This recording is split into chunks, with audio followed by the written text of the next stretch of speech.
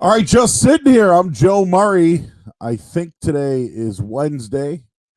I'm losing track of my day. Yesterday was Taco Tuesday. Lit it up yesterday. Tacos. Got a nice burrito. Got some scoop Tostitos, not the other Tostitos. Got the scoops with the salsa. And it was a very good day. Had Kristen's sermon on yesterday. We talked about all the hot spots, and it was very fun, and it made me very hungry. We got Ty Anderson today. We'll bring him in just a minute here. I will recap some stuff later on in the show. There was a dark side of the ring last night that I was interested in, and Money in the Bank wrestling. For those wrestling fans out there, it is this Sunday, and it's going to be a shit show. So I'm excited to get into that in just a little bit. Again, just sitting here on Spotify, YouTube, and on iTunes, and I appreciate everybody. The numbers look good. Like, I just did this for fun. I guess people are actually interested in the guests that we have on the show. So, and there's a big buzz about Ty Anderson today coming on. So, but again, Spotify, YouTube, and iTunes, and we are live right now on Facebook and on Twitter, Periscope, and I'm trying to get us in other places like YouTube and Instagram Live.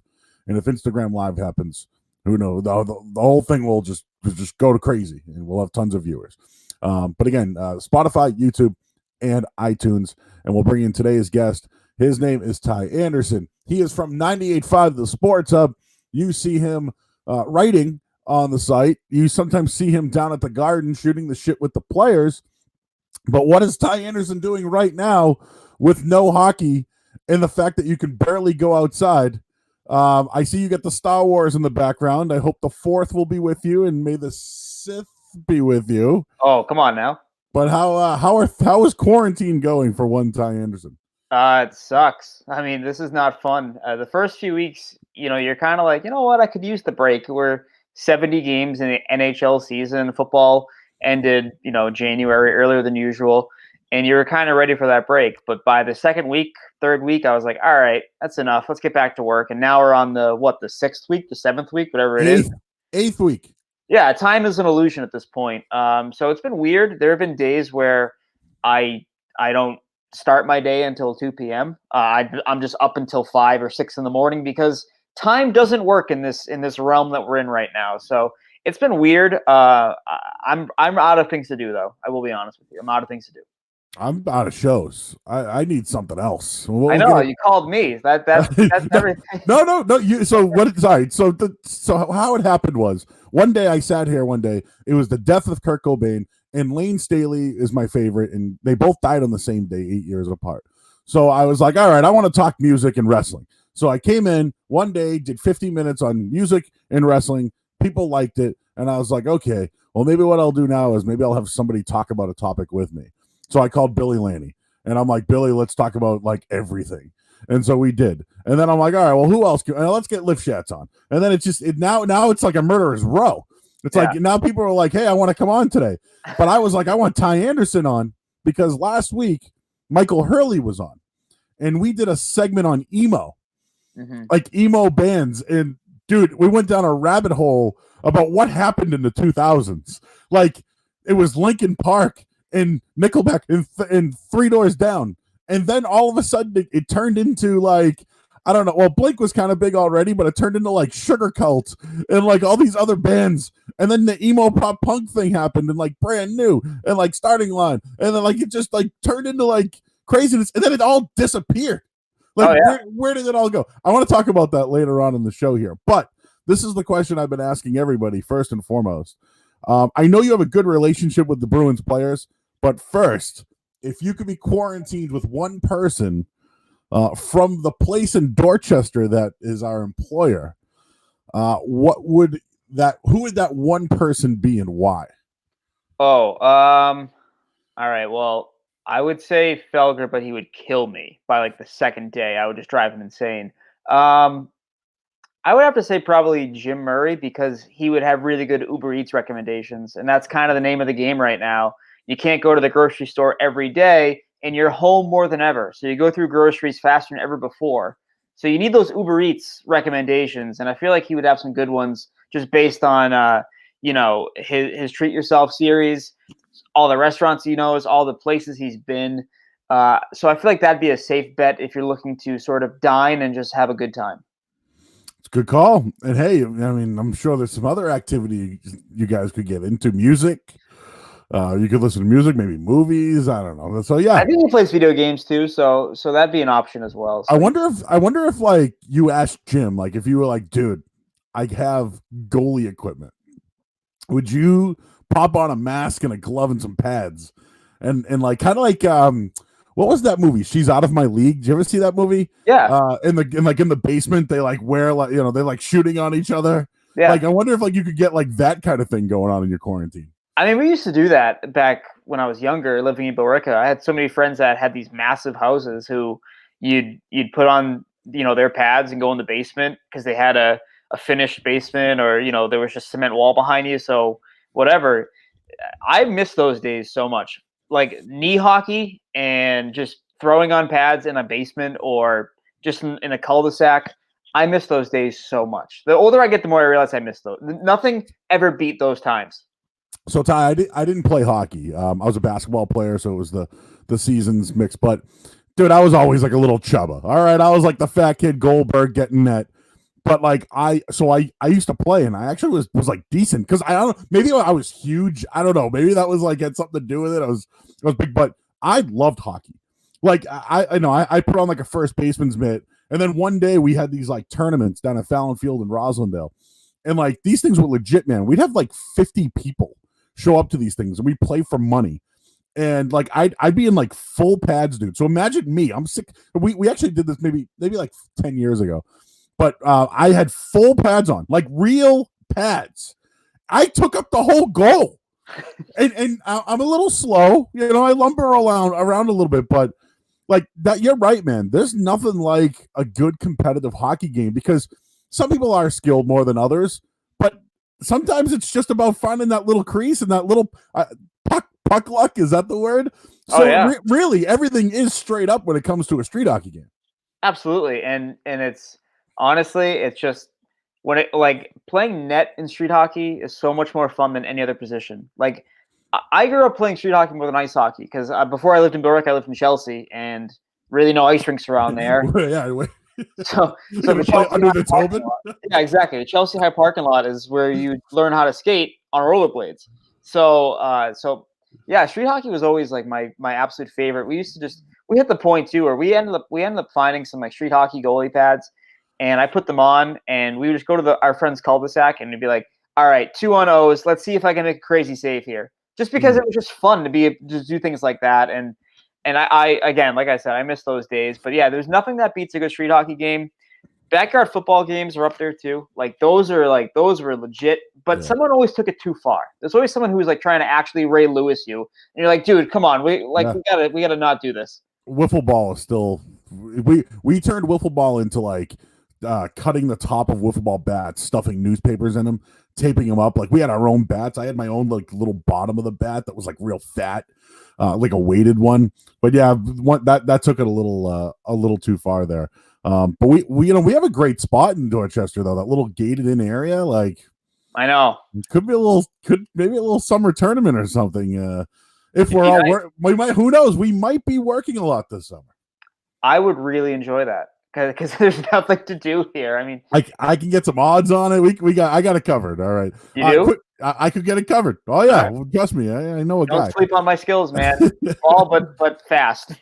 Speaking of that, I did watch a wiffle ball tournament once at our old station, and it was Billy Laney, Mike Felger could play. I know he talked because he was a goalie once, but he had a good little baseball swing. I'll be honest. So I was kind of impressed with his. So like how like he talks like, I'm a goalie, I could stop this, I can make that kick. He's got a little bit of talent. So a scouting report. The elite hand-eyes, he always says. Right? I think he'd be very good. If there was one Bruins player, because I know they like I see Marchand likes to chirp at you, and other guys like to chirp at you. But if there was one Bruins player you would like to be quarantined with, who would it be? I would have to say probably. I mean, it's tough because I want to say Patrice Bergeron because like you just know you'd get a balanced life. He would be like, "Hey man, don't stay up so late. You gotta get some sleep here." Like he would kind of be the guy you'd need for that. But if you're looking for for pure fun, Jake DeBrusk would be your guy. I mean, you're talking Fortnite, loud rap music, and just laughing all the time. Movies, all that stuff. So that'd be my pick. My true personality says Jake DeBrusk is where the fun is at. The adult in me says Patrice Bergeron would really help you get your life back on track even when the world is on fire. Not Tuca, huh? No. I think the Bruins have done their part to say don't quarantine with Tuukka Rask. Yep, I've heard that. And the drinking, they said don't do it. So I'll trust their opinion on that front. All right, Ty, we'll play grab ass a little bit later as well here, but there was an NHL player poll today on The Athletic and what they're saying about resuming the 2019 season. And so the draft is like around the corner. They've been like coming up with all these ideas about maybe hub cities hosting games. But the question from The Athletic was, do the players actually want to resume the season? So last week, beat reporters went out, spoke to anonymous players about returning. They reached 57 players from 22 different teams. Among the 22 teams, they broke it down from 5 Stanley Cup contenders, 4 playoff locks, 8 teams on the playoff bubble, and 5 lottery teams. So when it came to the voting, it went from just cancel the whole thing, some regular season and playoffs, or straight to the playoffs. 63.2% said some regular season and playoffs, 24.6% said straight to the playoffs, and 12.3% said cancel the whole thing. So I'm more surprised with the 12.3% of canceling the whole thing because these are NHL players who love this and do this on a like this is their livelihood. Straight to the playoffs, I get because some teams might already be locked in, right? The reason why I think the 63% is big because there are teams that still want to compete for that playoff spot. Are you surprised by any of these voting results from players that are actually in the NHL? No, I think that the guys who want to cancel it altogether, if you look at the percentages versus the number of players polled, it almost makes sense. I mean, listen, if you're on the LA Kings or the Ottawa Senators, the Red Wings, and you know that you have 0.0% chance of making it, why would you want to come back after 8 weeks off, try to get yourself back in skating shape after not being able to skate at all? Keep in mind, a lot of these rinks are closed, facilities are closed. I think you have to go outside of the country or outside North America to find an open rink right now. I really do. So why would you want to come back for that? For 5 meaningless games to help maybe the Minnesota Wild make the playoffs? Like, no, I wouldn't want to do that if I were them. But to the other point, the other side of it, a little surprising that it's not 100% across the board from, the percentages, again, of players that are in the mix in terms of playoff spots and what have you, winning a Stanley Cup. But I think that there's also, listen, the conditioning factor is going to be real for everybody. This is completely new territory for these guys. You've never had a break like this to say, okay, come back and then start it up right away and get back to the highest level of competition that you'll ever face. And I think there are some players who wanted it to be with fans in the stands. So if they're not there, does that change their answer? Only they can answer that. But I think that's a real factor as well. I'm going to pop this up here now. I got this cool technology here. So how would you like to see the 2019-20 season play out? Just cancel the whole thing, some regular season and playoffs, and straight to the playoffs. And I get it. And they explain in the article that, the reason why it's so high for the some regular season and playoffs is, for that battle of getting there. But, the more I look at it, Ty, and I know people are going to bring up the ice and they're going to bring up, they'll have to delay the season next year. And, there's injuries and these guys need more time to get back to work and this and that. I have a couple of things. Will the league make any money if they came back? Do they have to play regular season games to make money?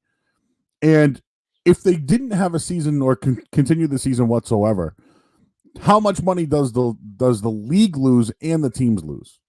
Well, if they cancel it altogether and no one comes back, the estimated losses are between $350 to $500 million. Holy shit! For the NHL, it's a lot. Yeah, that's an awful lot for them. So that's a concern. We are assuming that if they do come back, there are not going to be fans permitted in the building.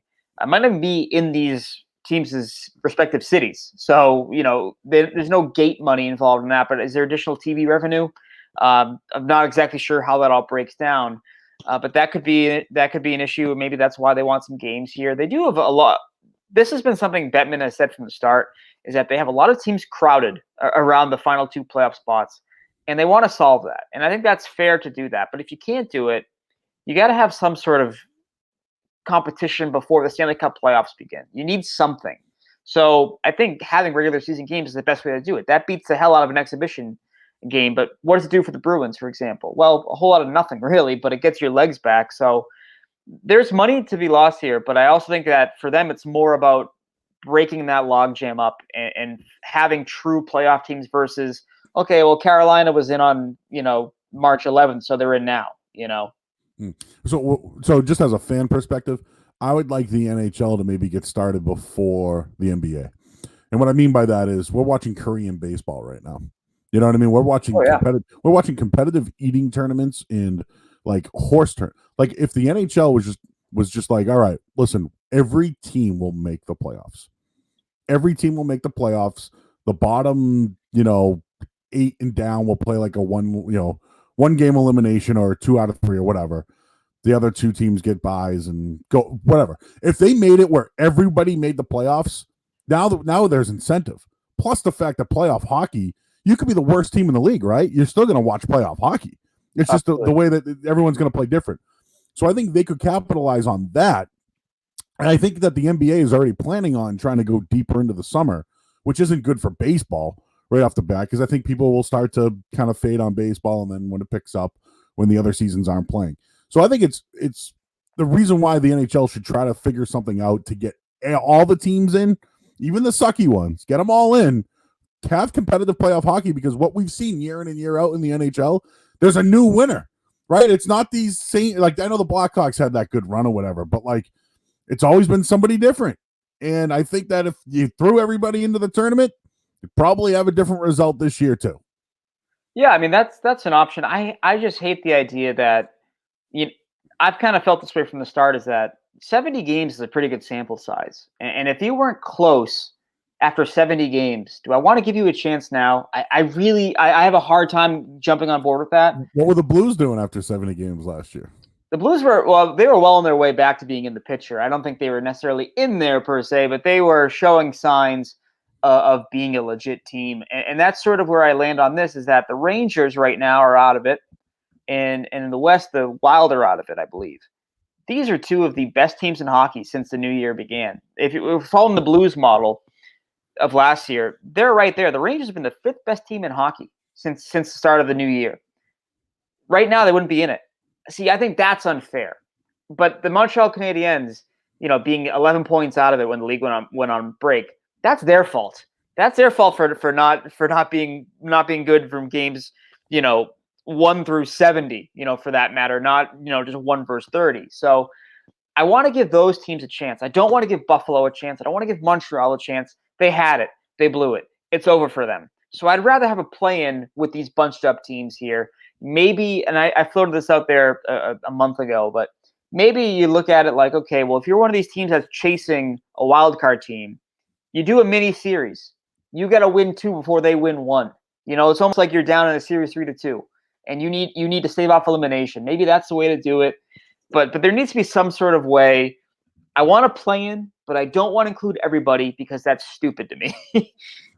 All right, let's talk a little Bruins. They made some news last week. Jaroslav Halak, he's back. He's got a very good goaltender. Like his record, I want to say he's got 40 wins in 2 seasons. That sounds right. Yep, and I think it was like 40 and 17 or something like that. I don't know. I looked it up recently and I couldn't believe it. Like my eyes. And Tuukka was out for a period of time, but him coming back, 2.25 million.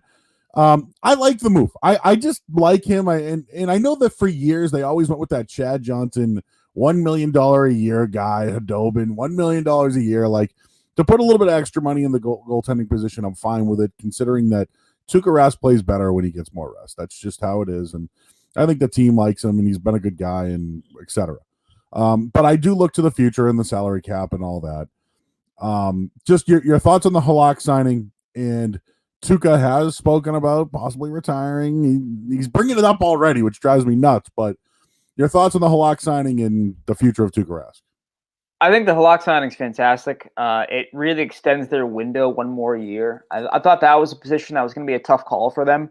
when you looked at sort of the goaltender market and you said, wow, Halak could really be a starter for any number of teams. You look at around the league and you could easily find 4 or 5 landing spots for him that would make a lot of sense. And he could make money that way. He could get the last contract of his career, the last big money contract of his career.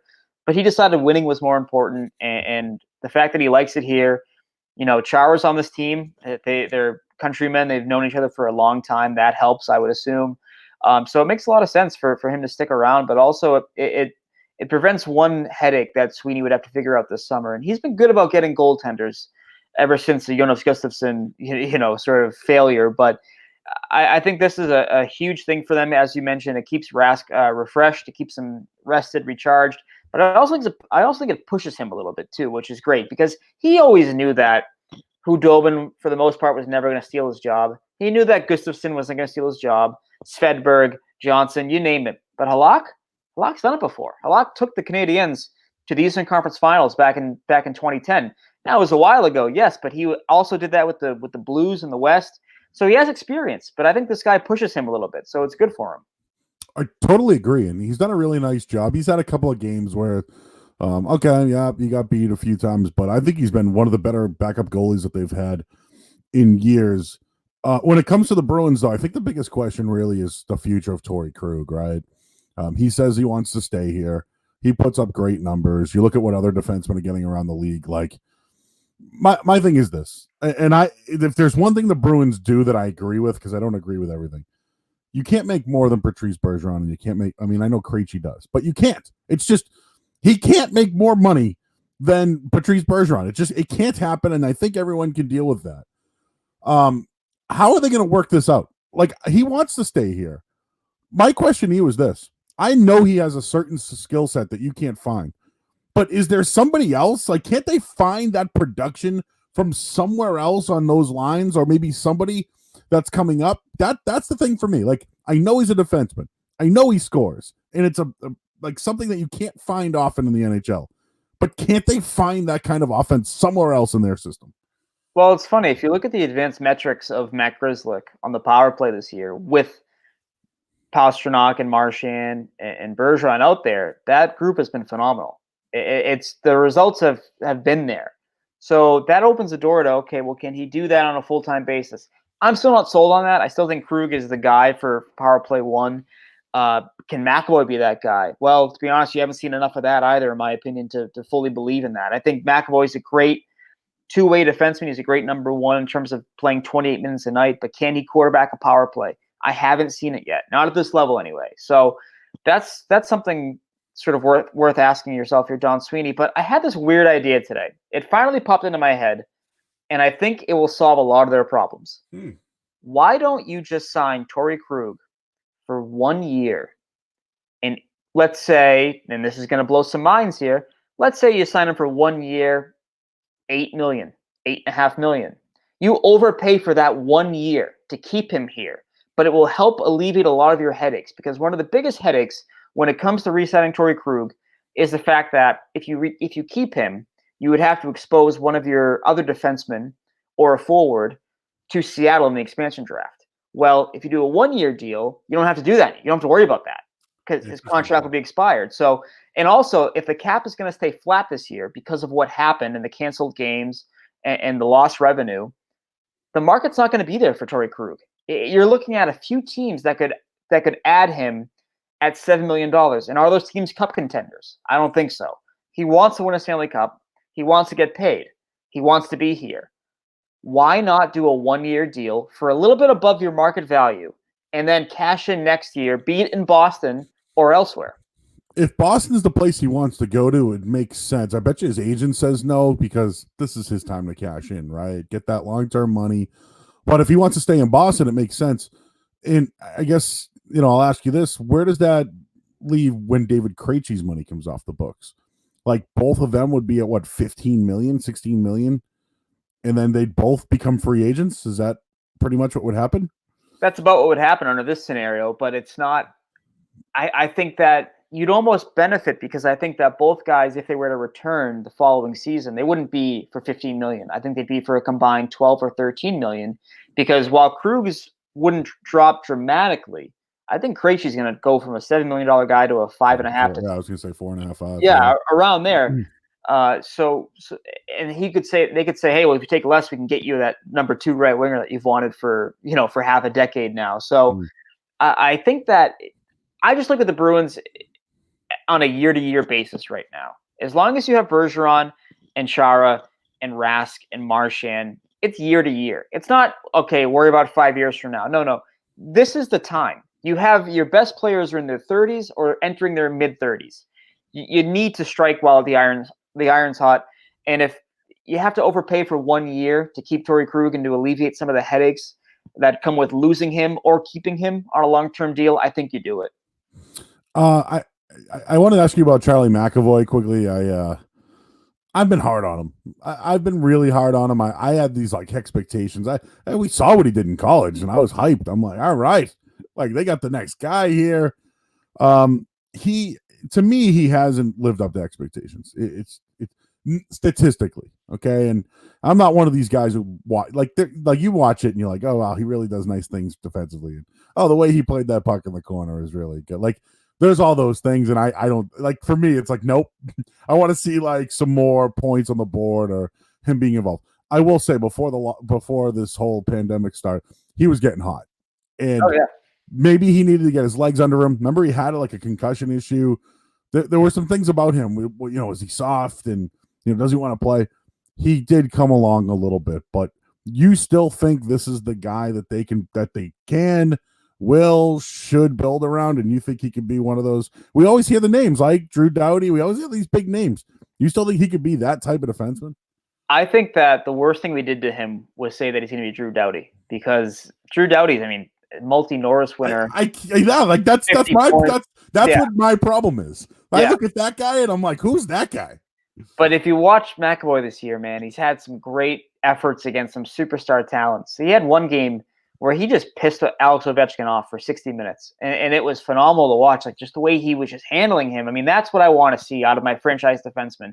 The points are nice. That's great. But hey, you paid Torey Krug for the points. For McAvoy, if he's going to be a number 1 defenseman, I need him to be shutting down guys in the defensive zone and then helping offensively. I don't need him to put up 60 points. A Victor Hedman would be nice, but they're very rare. They're very rare talents. So if he can do what he does in the defensive zone on a regular, consistent enough basis, they have a keeper there. And I do think he's worth building around. I think the Bruins are adopting a little bit of the Nashville model. The Nashville just has a loaded defense, and they have for years now. Guys have left and new ones have come in. It's been a joy to watch, I think, if you're a Preds fan. But I think the Bruins are going for something similar here. On the right side, you have Carlo and you have McAvoy. On the left right now, you have, Chara's 43, but behind that, it's Krug, it's Grzelcyk, who's very underrated. And then if Lozon and Vakanainen can take that next step, you get a pretty good group there. I agree. And somehow Steve Kampfer always finds a way. I can't believe he's still around. Like he was around my first year covering the team when I was 18 years old, and he's still there. And he's a really good guy.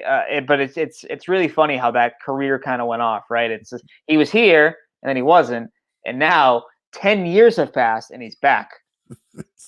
Some guys just know their way of finding their way home. All right, you can chat into the show for those who are listening. I see there's a couple people out there, and you just use the chat feature. Ty, I want to get into the good stuff here. We get to know everybody, how they started, this and that. You said 18 years old is when you got into this. Kind of tell your broadcasting journalist journey and how you ended up at the Sports Zone. Yeah, so I was just a shithead kid who was really bad in school, and the best thing I found about myself, or I guess someone found in me, was that they thought I was a good writer, and so they told the guy who ran the school newspaper, hey, he writes papers well. He's an idiot, but he writes papers well, and he acts up in class, but he can do this pretty good. So I started doing that for the school paper. Started writing about the Bruins or about sports. And then I graduated and said, I still want to do this. How can I do this? So I launched my own website, and then I kind of started hopping from independent blog to independent blog, beginning in 2009. I got my first kind of big break, I guess, in 2016 with EEI. I was there for less than 2 full years. Sports Up we had a meeting and we said, okay, this is a fit that works, and I've been with the sports hub ever since. It's been great. I mean, I think that this place definitely saved my career, I guess. And it's weird to say when you're 20. I was 25 or 26 when I came over, but I legitimately felt like this was it breathed new life into me, in my love for this job. So okay, let's take it back. You were at WEEI. I've been saying this for weeks on this podcast. There's not this like hate for the competitor like you see at other places. We like the guys that are over there. They have a very nice website. You were a part of it for a long time. They do. Let's face it. They have a nice site. And now 98.5 is Tim and Matt and you and Alex. Like all you guys you're doing the work, right? We're getting into more video streaming now, and more, and it's going to lead into sales and whatever. But what happened at EEI with you? You were writing stories. I know that there was they had a show there like on Saturday. I don't know if you were there for that. Yeah. But like talk about your EEI story, because to me, like, it's interesting. There's been a couple of guys that were at EEI, and now you and Christian Arcand are like two of them, who kind of were fighting, like young guys, right? Fighting for their opportunity, wanting to do a little bit more, not getting that opportunity, and look, shit. Now you come over to the other side, and it's like you get an airtime on all the shows. You're now part of the hockey show. You get to write all the time. People love you. The players love you as well. So, like, what happened at WEI, Ty Anderson? It was really tough. I was just trying to break in with a programming side of things that just didn't like me. They didn't believe in me. They didn't like me. I had one meeting with the program director over there. Did not go well at all. Told me I was a small market talent, that he said he couldn't give chances to people just because, which I thought was weird because they signed my checks. So it wasn't like I was coming off the street saying, I got a show and it's about nothing. Like, no, I worked for the company. I didn't understand it. So it was tough. I think that you start out, you want to sort of pay your dues and you want to say, okay, I'm going to learn from this and that. But then when you kind of saw who else was getting opportunities and we're outsourcing a late night show when I'm up at night, hey, I can do it. I'll come from the garden and do this. And I think at a certain point, the work I was putting in wasn't worth what I was getting in return. And all I wanted was a chance. I never said, hey, I'm going to be the next superstar, but maybe let's try me in a spot other than Sunday morning at 7 a.m., which is going to get no ratings. And you're going to turn around and say, we got no ratings. I'm doing Saturday at 7 a.m., man. Whatever they'll give me, I'll do it. But I hear you. I hear exactly what you're saying. Yeah, I mean, we were doing a very, it wasn't a station known for their hockey coverage, right? So you're putting a hockey specific show at Sunday morning, 7 a.m. I mean, what do you expect? I'm going to grow in that role. I mean, there's no callers, there's no interaction, and it was tough. I think, and I wasn't full time. I was still bartending and waiting tables at night on off nights, and the grind just became too much. It just wasn't worth it. And especially when, kind of someone looks at you when you're 24, 25, and they say you're not talented. And you go, why am I here? And so for me, it was about growing. And it's not a hate. There are people over there I don't like. Yeah. Just because of personal relationships, things they've said about me or things they've done. But I can't tell you what Rob Bradford meant to me. I mean, that guy, he allowed me to grow and be my own person and really kind of take flight and find my voice as a writer, as a personality. I work with some good people over there too. I mean, Ryan Hannibal, we worked alongside each other with Patriots coverage, at the home games and at training camp. He was a good dude. There's a lot of good people over there, so it was never a hate. There are things that were said that I'm not crazy about, and the program director saying you're not talented. Yeah, you're carry that with you forever. But yeah, to your point, it's never been like this. Oh, I hate them. Yeah. I can't really feel that way about anybody. Yeah. Hey, that path didn't work out there, and I'm very fortunate that it worked out the way it did, because I think that I easily would not have lasted another 6 months there, just given where my mental mindset was at my final half year there. So I feel you on the dude, I've been grinding for years. I've been in radio for 12 years. Like, you hope one day it happens. And, for me, like I've said this every single day on this podcast, availability is the best ability. Yeah.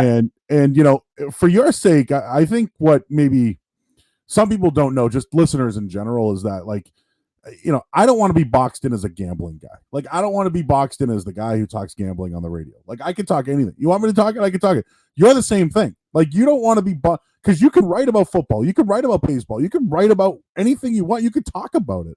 But it's like you're the hockey guy. You know what I mean? And for sure. And it's just, it's not fair to you at 25 years old, whatever age you were, to say, hey, you're not really a talent here, because they don't know what other talent you have. If they just see you talking hockey, they can't, you got to open yourself up. They got to give you 2 or 4 hours to figure out who you are and show who you are. And like, that's what the Sports Hub did for you, I feel, is that, all right, like, I know things about Ty Anderson. I didn't know you were straight edge. I didn't know you loved emo music. Like, I didn't know shit really bothered you in ways that, like, bothers me. Like, what I mean? So it's like, wow, we get to know this kid. And when you write about it, it's like, I want to know more about those kids' thoughts, because we have the same things, and just like today, Ty Anderson's coming on the podcast. People are like, oh shit, I want to hear what Ty has to say, because you're not just this hockey guy, you're a personality. And like, that's something that I think the Sports Hub gave you the platform to show people. Yeah, exactly. I think that you can't say to someone, okay, well, you can't do this because I said you can't. Like, okay, well, let me show you. Like, let me show you what I can do before you tell me what my ceiling is. Because I'm very much like, I don't believe in ceilings. I don't believe in limitations. I think everything that, if you say you can't do something, it's because you're the one saying it. Like, I don't want anyone else telling me what I can't do. Like, I think that if you said to me tomorrow, if Tim, my boss, called me tomorrow and said, I need you to write about this, I'd be like, how many words do you want? And I would make it happen, because that's what I do. That's what I'm paid to do. That's what I want to do. I always want to challenge myself, and I always want to grow. I never, ever want to be just the hockey guy. That is the worst thing that anyone can say to me. And I've had discussions with people about, hey, I want to grow. I want to be more than this. I want to show you I can do this. And they say, well, you're this guy. No, I'm that guy because you've chosen to make me that guy. I can do more. I can do anything. Like let's see what I can do before we say what I can and can't do. So you want that opportunity, right? To your point, you don't want to be the gambling guy. I don't look at you as the gambling guy because I know you.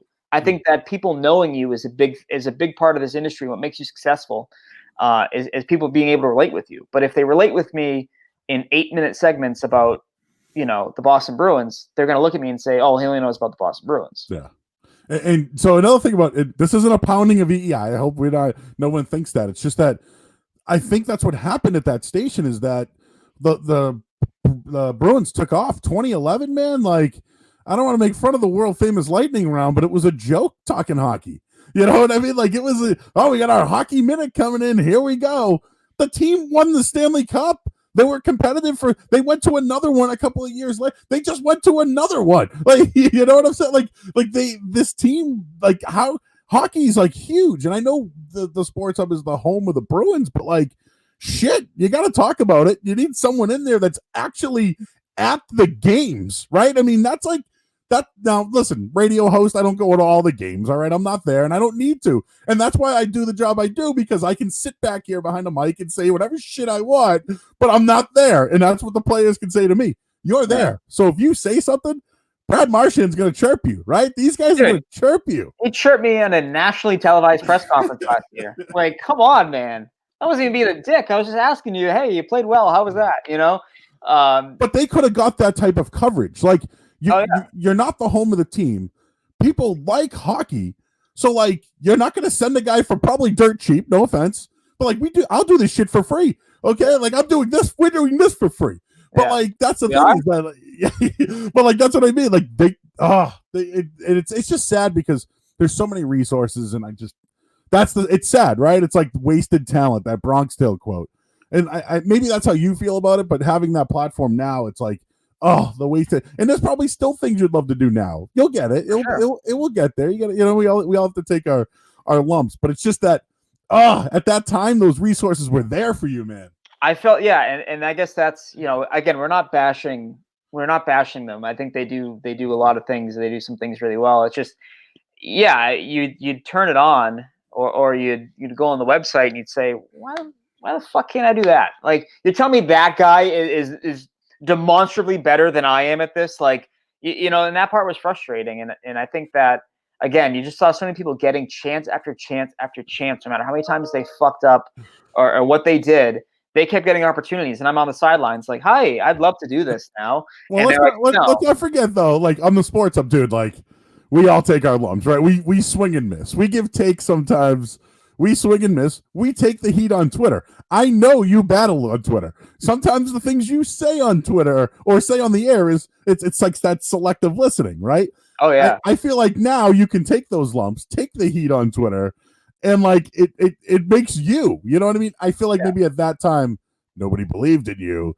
So like, I just all I'm saying is the resources were there, and the wasted talent of it all, I'm sure, really upsets you and motivates you still. Yeah, listen, when you're making the pennies I was making over there, you just want to feel like you have a fighting chance, right? And something's got to be worth it, and just getting to go to Bruins home games is at the end of the day, that was like, all right, this is cool, but I want to do something more with my life. I don't want to just do this. I don't want to be this guy who's doing this for the rest of his life. So, fortunately, the Sports Hub gave me that opportunity. How did that happen? Were you knocking on the door? Were you emailing? What happened there? I don't know if I should say this. I mean, I don't know if we're gonna get like in trouble. You just got called in one day and they were like, "Hey, did you write first? How did it happen?" I saw we communicated through some channels. I heard about hey, we're launching a website. We're really gonna like make this website. We're gonna beef it up. And my light bulb, my brain went off and said, "Ooh, want to be part of that." So yeah, we had a meeting. Covering myself, walking into the building. This wasn't like a Bill Parcells to the Jets situation there.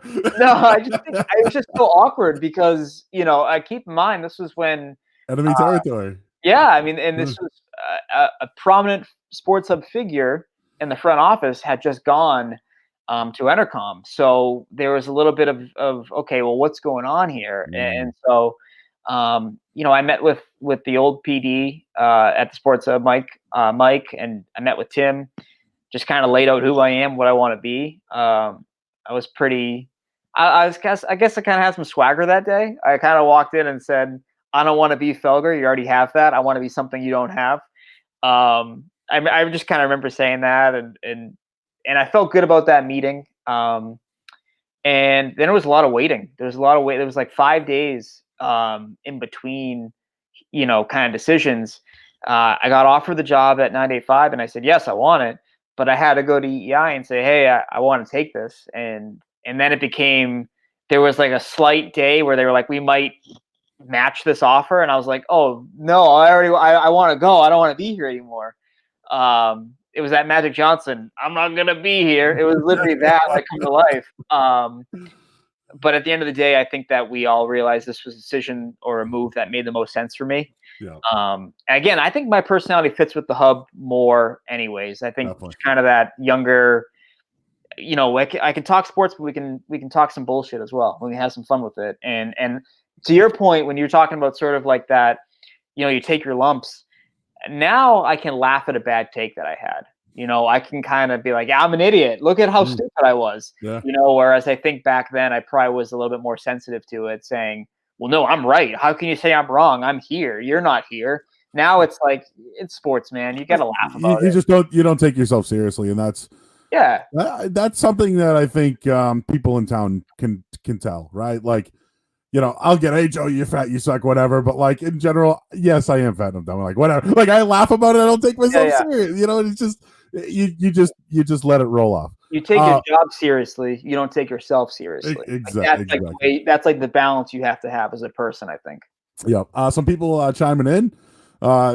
Ty, please drink a beer for me one time. I don't think that will happen. No way, man. No way, man. I don't think that will happen. WrestleCast 985 WrestleMania. Were you the 36 prediction winner? I was like 15-2 or something like that. Holy crap! Yeah. The only ones I got wrong, I had Rollins beating Owens, and I had I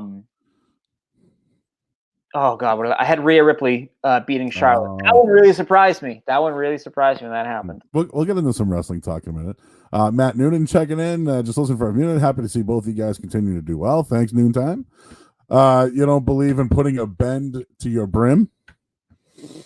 Listen, I've tried bending this hat many a time, and it, for some reason, it just flexes back outwards. And I'm like, So you know what? Whatever. I only buy, I call them murdered out, but all black hats, but I have to wear them backwards because I can't fold the brim. It just won't.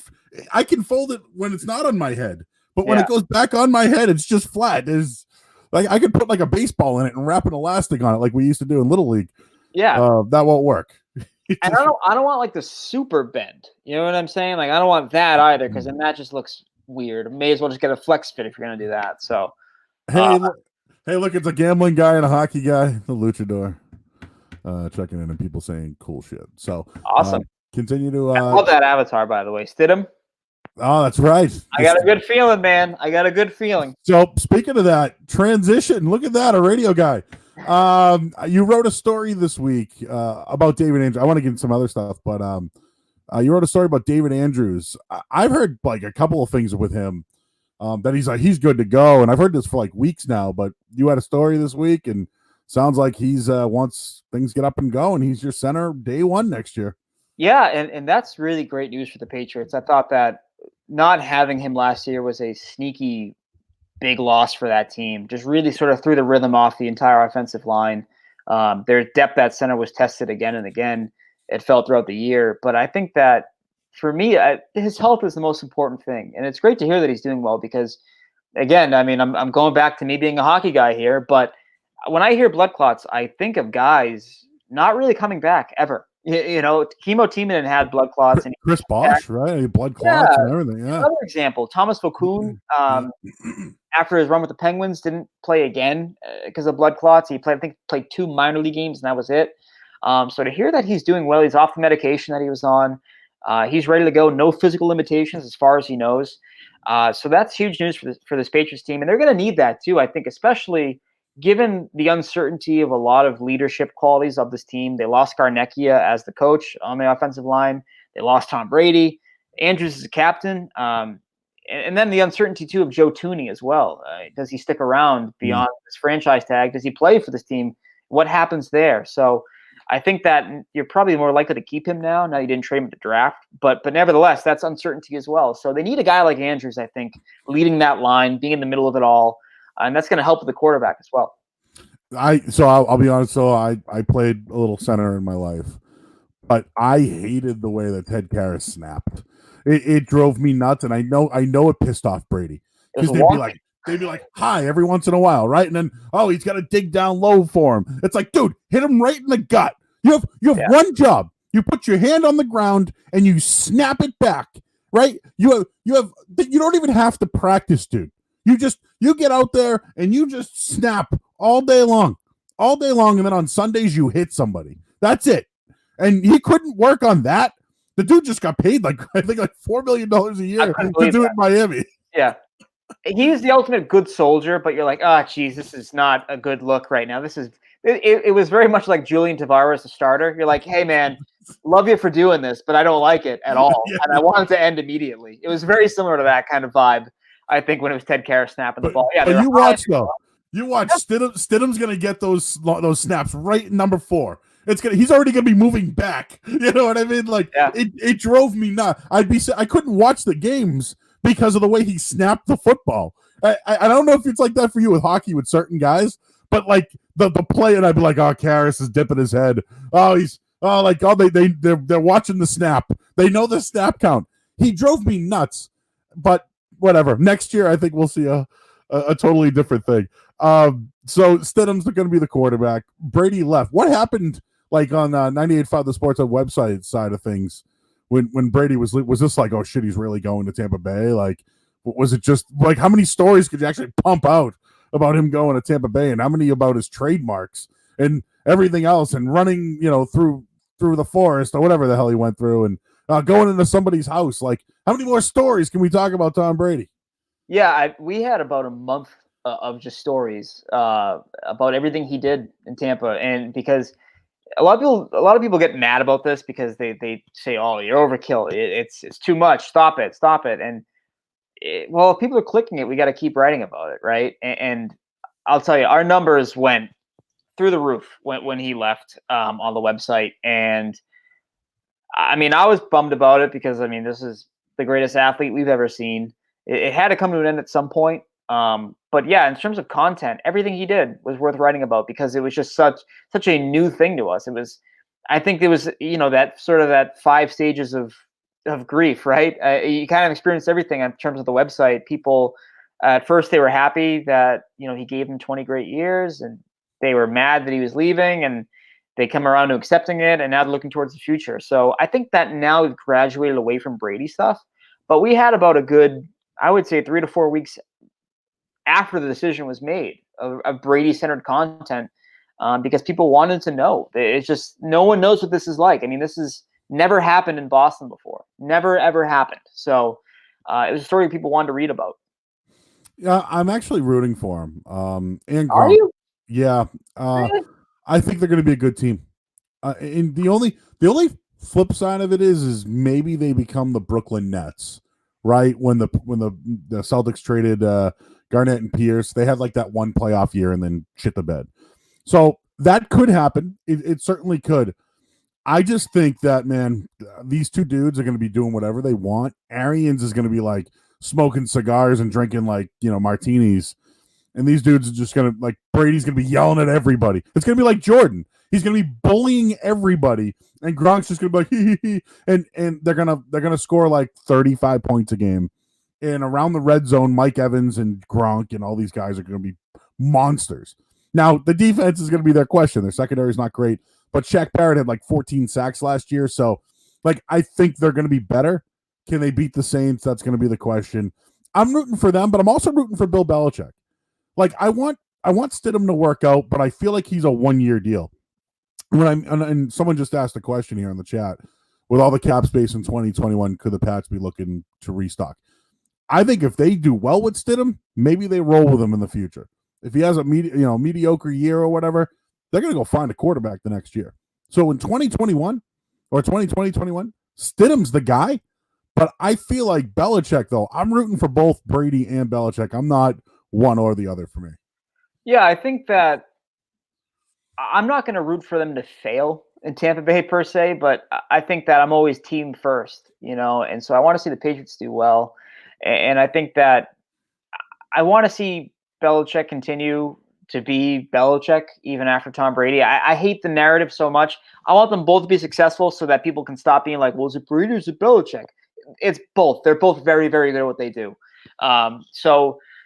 But yeah, I think that the Patriots, I do believe the Patriots think they can win with Jared Stidham. I think that you look at their inactivity in the free agent market and the trade market and in the draft. They don't draft anyone. They sign 2 undrafted free agent quarterbacks from Michigan State and Louisiana Tech, and that's it.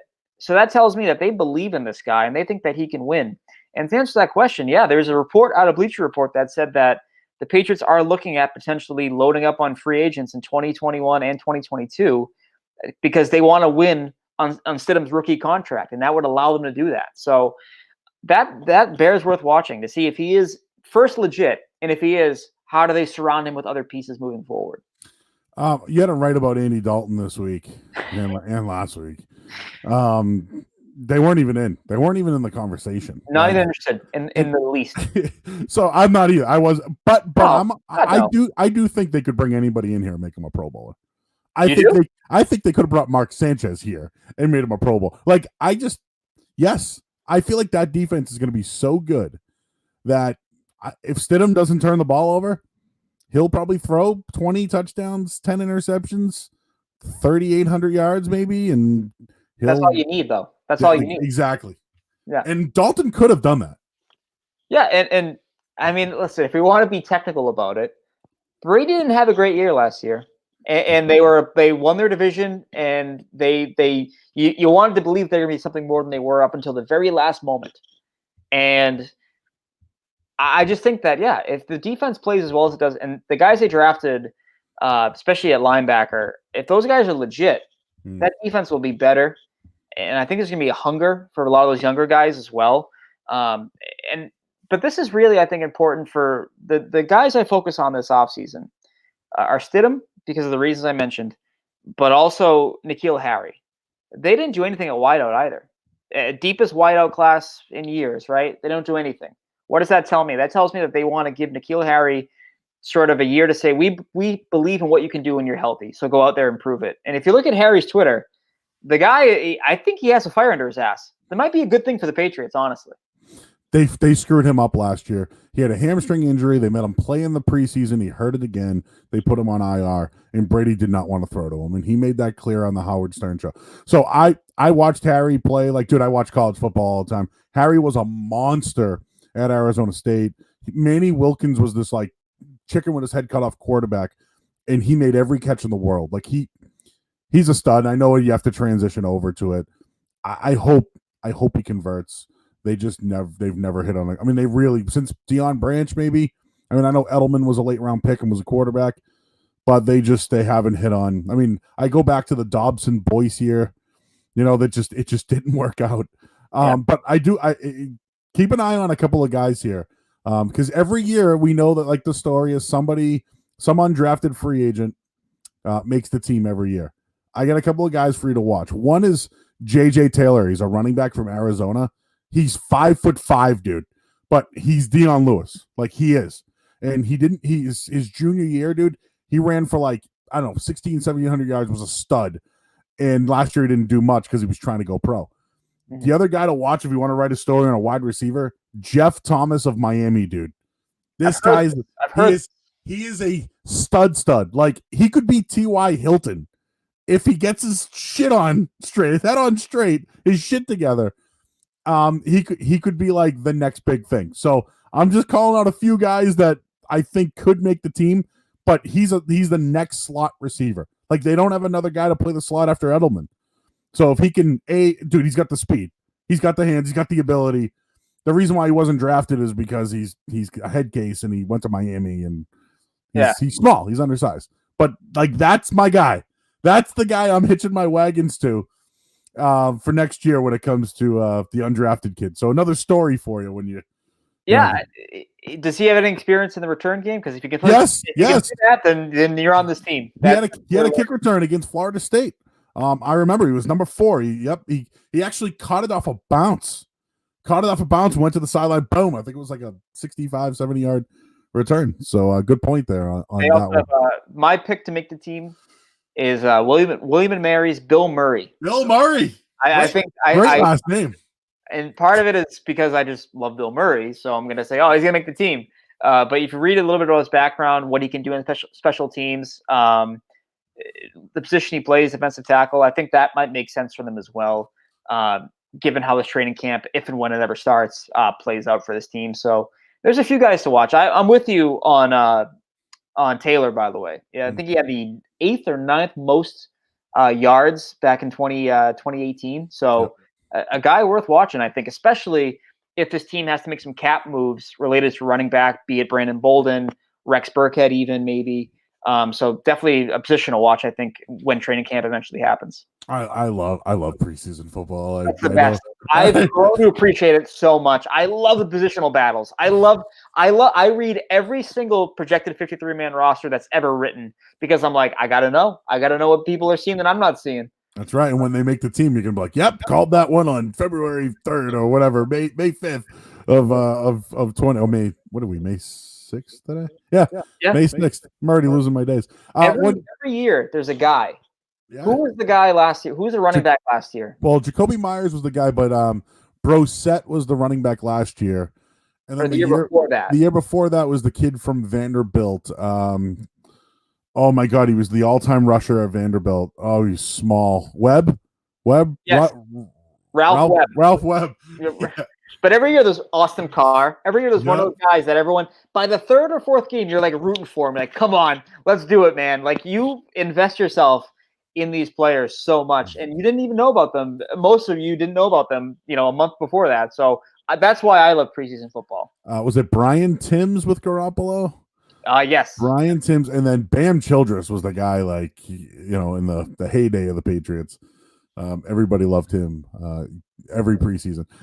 Schedule day, you ready for that tomorrow? Little 3-hour broadcast. Why is it 3 hours? We know the opponents. We all need to know is the time, the date, and the primetime games. That's it. We don't need anything more than that. Why is this 3 hours? Why is everything an exhausting production?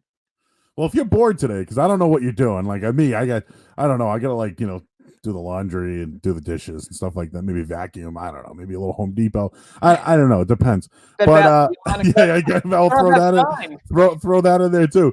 But like, all right. So last year I made, because remember how the leaks came out? There were leaks like, oh, I'm hearing the Patriots are gonna be playing in Mexico, or I hear like they're gonna be in London this year, and so I like took all the leaks together and I tried to make my own schedule. I'm a season ticket holder, so like I want to know, like we get night game. What do we get for the Sunday nighter?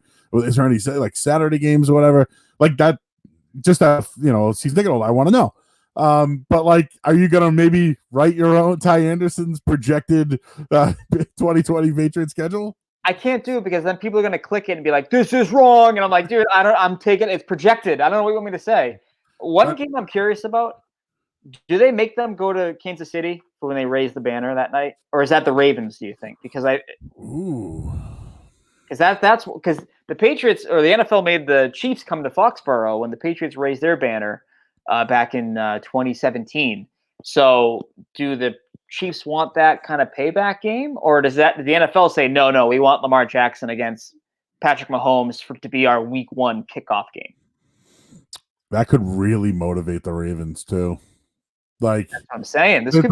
It's like twofold for the Ravens. Like, do you want to be there at the same time you do because it motivates you? And we know Belichick loves Andy Reid, so I think they'd be fine with that. But are the Ravens even going to Kansas City? I'm like saying this, not even knowing this. I know they're playing them, but are they going there? I don't know. You should know that stuff, Ty. That's why you're on the radio.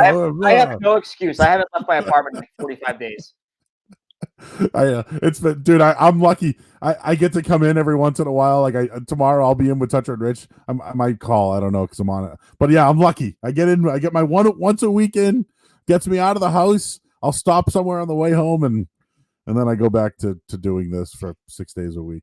Just real quick. So Don Shula passed away. I do think he was a great coach, and I know people around here want to discredit him. He did choke in some huge games. And then this isn't a guy who's now dead and I'm burying him or nailing a coffin or anything. It's more about Bill Belichick. Do you want Bill Belichick to get the record? Like, is this something now that Brady's moved on and maybe they might not be competitive for a year or two that you're now starting to look ahead to that record? And do you think Bill Belichick needs that record? I don't think he needs it necessarily. And I want to see him challenge for it, but I don't want to see him having to coach games from the press box or whatever because he's too old to be on the field. I mean, he's always kind of said that too. He doesn't want to be out there if he can't be who he is. So like Marv Levy, he doesn't want to be Marv Levy. Exactly. So I don't want that either because I think that would hurt his legacy. You don't want to remember the guy as that, right? You want to remember him for what he's been for the last 20 years. So what has he been for the last 20 years? I think he's been. What will people remember Bill Belichick for? They should remember him as the quiet leader of the greatest dynasty of the 21st century. But they're going to go, oh, he filmed the Bengals, so he's a cheater. Oh, he did this, so he's a cheater. Everyone's a big baby.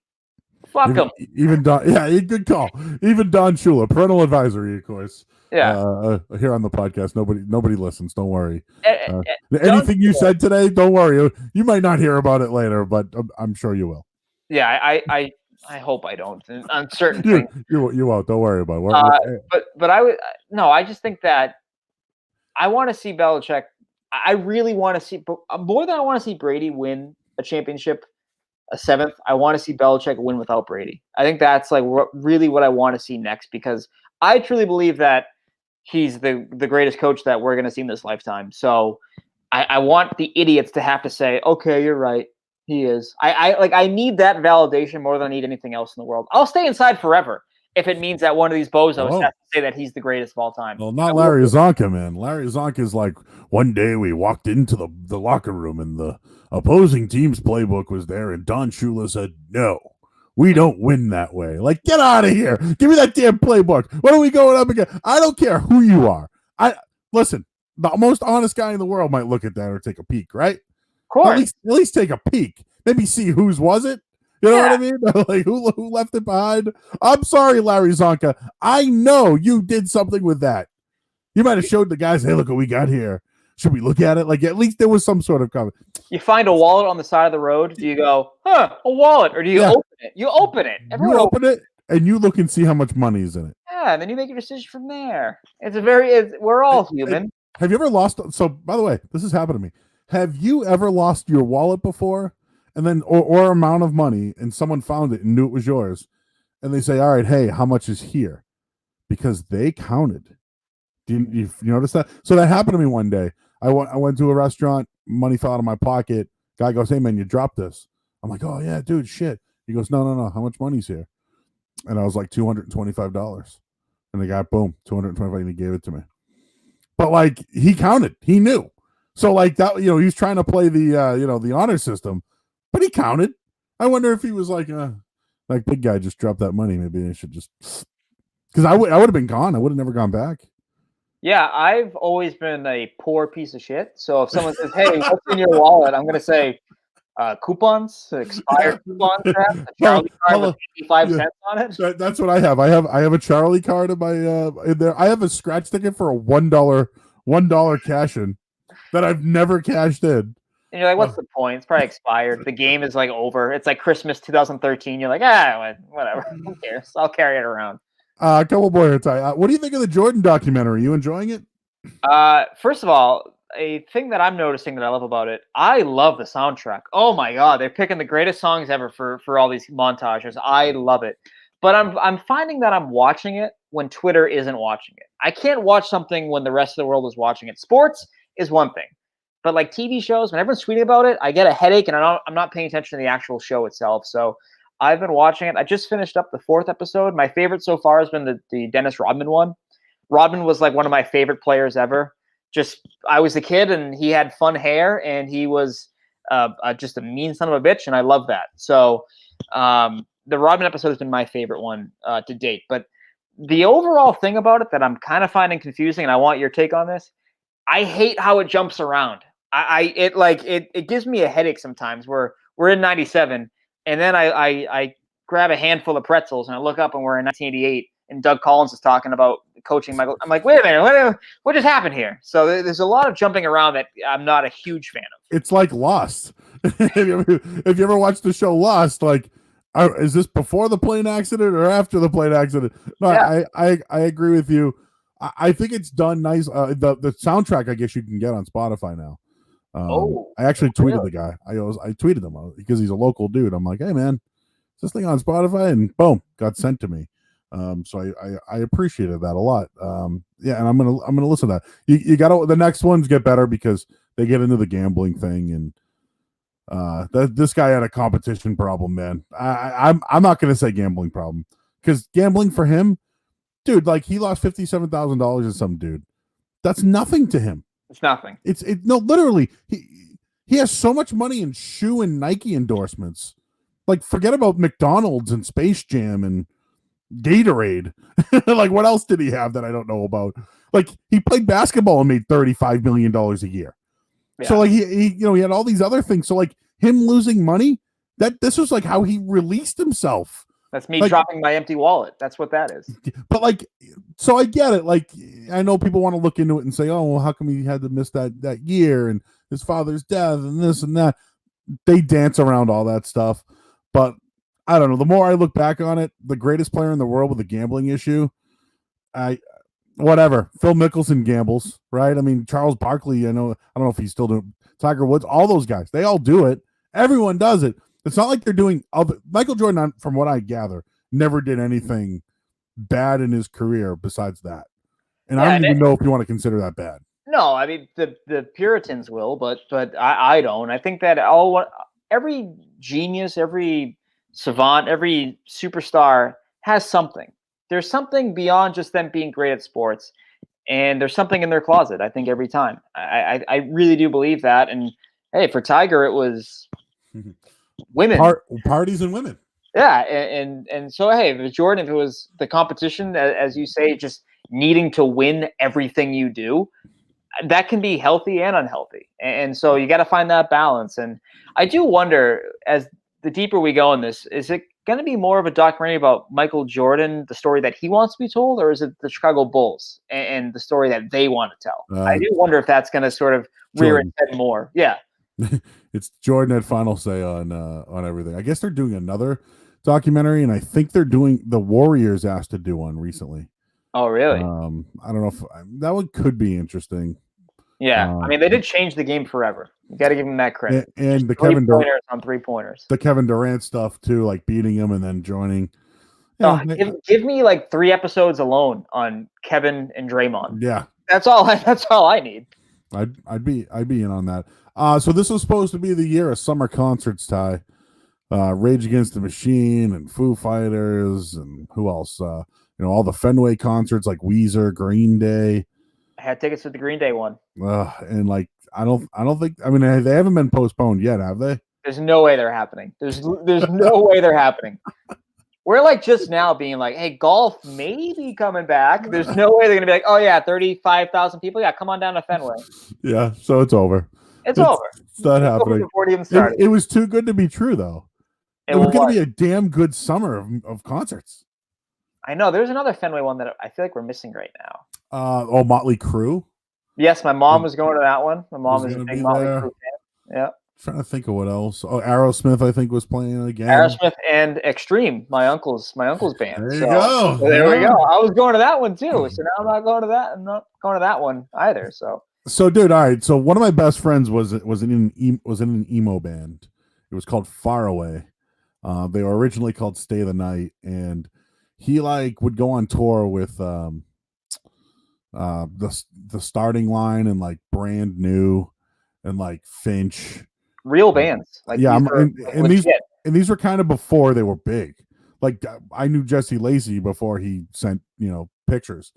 But yeah, so like I'd hang out with these guys, and I wasn't really into the emo thing. I was more of like a supporter of my buddy, and like I liked the music, and I thought that the drums were really fast and everything. But I was, as we just kind of talked about earlier, like there was a lot of butt rock going on, like Puddle of Mud, just real bad butt rock going on. Real bad Saliva. Yeah, Saliva was another one. Chevelle. Trapped. Andrew WK, which people liked, I guess. Yeah. But POD, like it was bad. We had a bad run. POD was the perfect music to listen to if you were trying to drop in on a half pipe, but also praise Jesus. Like that's what you wanted to listen to.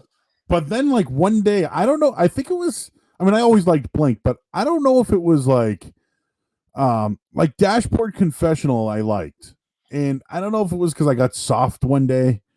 I don't know. And then like I start like finding out about these other bands like Jimmy Eat World, and I'm like, dude, I think I've heard of them before, and so all of a sudden some other bands start coming around. But like, when did like your emo love start? Because I think mine was Dashboard Confessional. And I did like Newfound Glory a lot. But I guess like when did your emo love begin? Well, I was always a punk kid, and then I'm around 13, 14 years old, and I'm trying to get a girlfriend. Not a good thing for me, just given the way I look. So I was like, well, they like this kind of music. Maybe I'll try listening to this kind of music. So, so you started kind of finding out more about these bands. Like where I grew up, The Used was like a huge band as far as the emo phase goes. He dated the Osbourne chick when Kelly Osbourne? Yeah, they were a reality show, and he was on it. Yeah. That's right. And then My Chemical Romance was a big one too. Oh yeah. Well. And then it was weird because like some bands that you knew as like not like emo like necessarily, like Green Day, American Idiot came out, and they have Boulevard of Broken Dreams, Wake Me Up When September Ends. Billy Joe Armstrong's wearing eyeliner now, and you're like, what the hell's going on? And so they kind of got lumped into that category as well. So like anything, started out listening to that for the chicks, man. Just trying to get a girlfriend. Very unsuccessful, may I add. But yeah, I was never wearing like girl jeans and dyeing my hair jet black or anything like that. But I would listen when my friends weren't paying attention. I had a punk image I had to try to maintain there, so it had to be a closet kind of listening experience for me. Who would you say your top emo bands were? Oh well.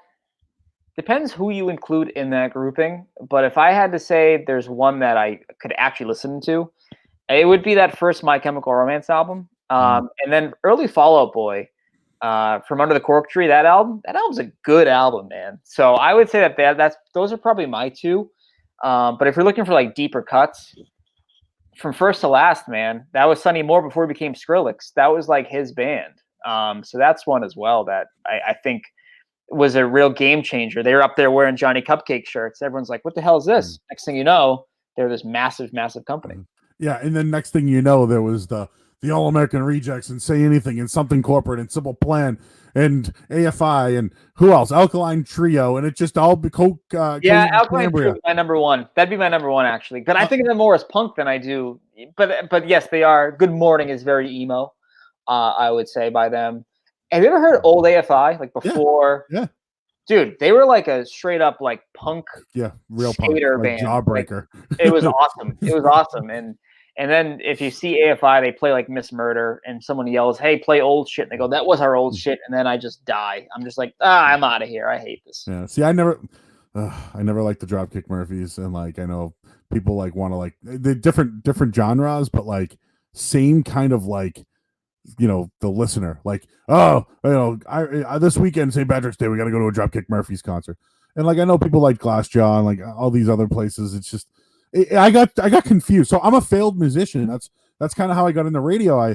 My buddies had a band, and I started singing, and I started learning music and shit, and like all the music was so bad, so all I would do was listen to grunge music from the 90s, and like I would start over. I'd go, all right, let's get Nirvana and Alice in Chains. Okay, great. After this.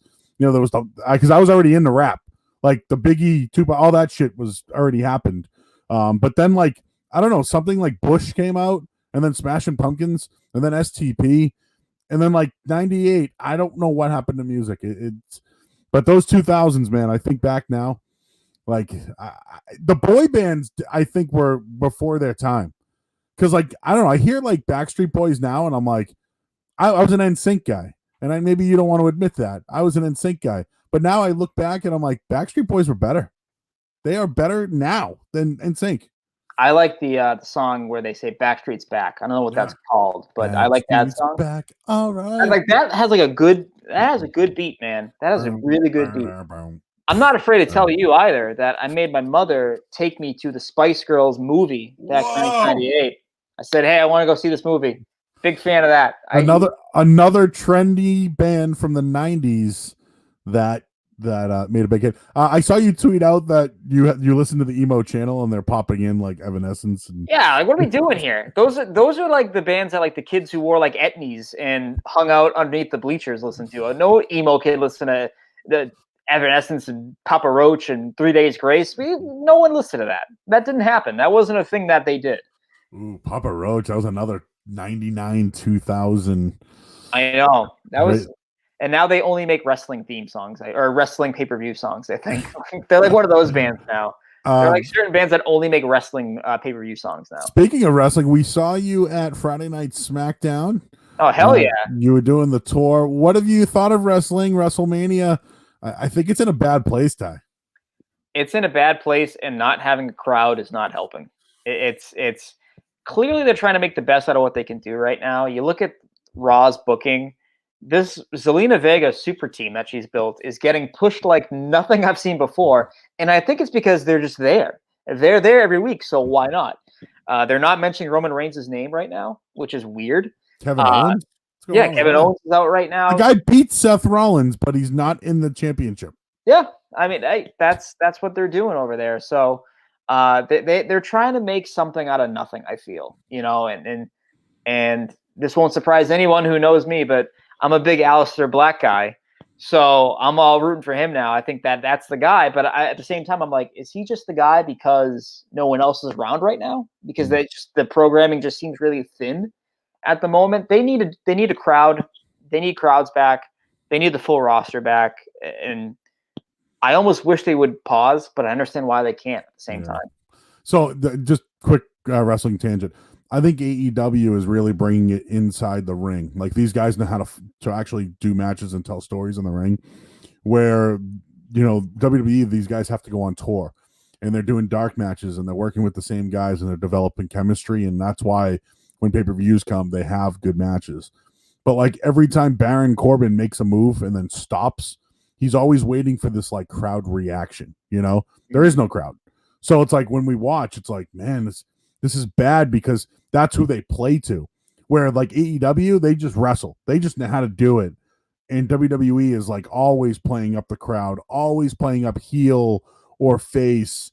And they just haven't been able to get around that. And I think them not going on tour and building that chemistry is really hurting them inside the ring because they're all young guys, Yeah, and you also have the fact too that like the crowd kind of dictates where stories go.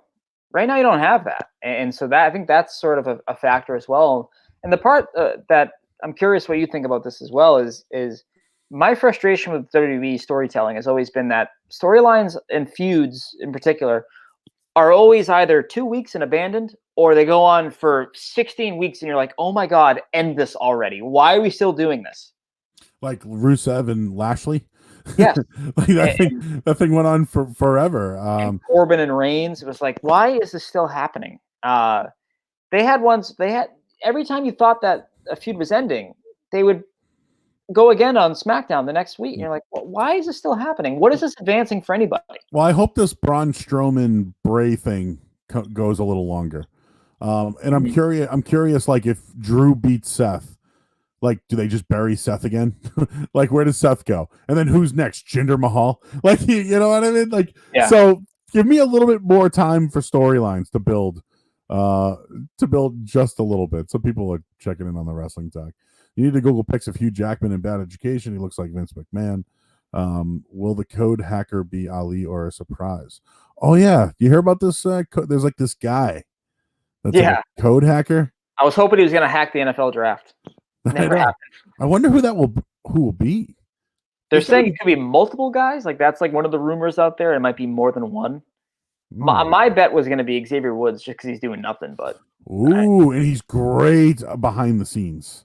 Yeah, he is. Great. Wow, interesting wrestling talk. All right, Ty, a couple more before we get you out of here, and I appreciate your time here. Your thoughts on the Murder Hornets? I don't fuck with Hornets. I almost said that on the air when we were on the night. I was like, oh, I gotta stop myself here. I don't fuck with Hornets. I don't fuck with bees. I don't like any of that shit, man. I'll never forget. I was when opening day for Town League baseball one year. We're about to go on the field. I got stung on my throwing hand by a bee, and my finger just like ballooned up, and it was awful. And I got a bee in my helmet one time playing football. Whoa. That was not fun. I just don't fuck with bees, man. I leave them alone. They leave me alone. That's all I can ask. I'm a big man, but those little buggers fucking scare the shit out of me. Dude, there was like a little thing flying around in the house the other day. I'm like, get it out. Like I opened all the doors. Yeah, I could let in more things opening the doors, but nope, just get that one thing out. I did watch a video yesterday on the Murder Hornets though. Like they're for real. Like they can like take over beehives. I mean, we already got the pandemic happening. Like we don't need insects now to fear us. Like I'm sorry. I think we had enough for a little while on some other things. What about UFOs? Tom DeLonge, former Blink-182 guy, who, by the way, I could do the old the Tom DeLonge voice. Oh, really? I finished what I started. Like, yeah, like my little windmill, because that's how all emo guys sound. But Tom DeLonge was big on UFOs, and looks like the government confirmed there's some sort of identified flying objects. I'm not saying they're aliens, but there are identified flying objects in the air. So I'm very pro UFO. I think that the universe is too big for us to be alone. I think that's arrogant to think that we're the only intelligent life form out there. Anytime you have a video of a pilot going, I don't know what this is, I'm like, you don't know what this is. Well, that's alarming because you should know what this is. That's what you guys do. You know what these things are. So yes, I think that UFOs are indeed real. Fun fact about Tom DeLonge, he tweeted at me one time, and I didn't tag him. So he found this tweet, and he replied to me because TD Garden for like years would always play Angels and Airwaves songs. And I said, "The Garden is playing this Angels and Airwaves again, but none of the songs are about aliens. What the hell?"